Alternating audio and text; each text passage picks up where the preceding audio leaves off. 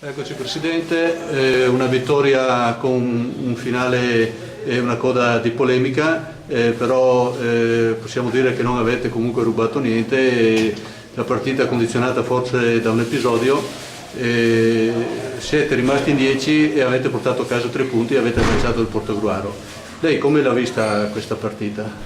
Al di là dell'episodio, se il primo tempo finiva 3-0 per noi, nessuno poteva dire nulla non poteva contestare il risultato. Abbiamo avuto 3 nitide occasioni, è stato bravo il portiere avversario.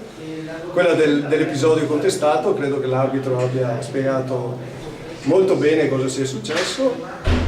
C'è stato un passaggio fluidificante e il difensore ha strisciato la palla e con le nuove norme in vigore, quindi ha rimesso in gioco il nostro giocatore che è andato in gol.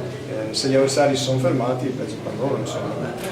Voi siete rimasti 10, avete avuto paura forse di essere ripresi o eravate convinti e determinati? È logico che stavamo giocando contro un'avversaria di valore, quindi la paura c'era.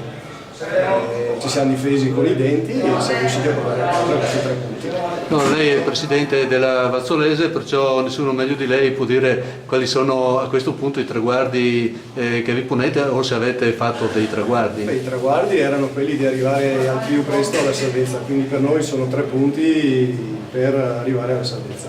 C'è qualcuno che ha visto oggi che ha avuto un rendimento tale da fare la differenza o è il gioco complessivo della squadra? Assolutamente, 18 leoni in campo e non voglio dire che uno è stato più bravo. Grazie.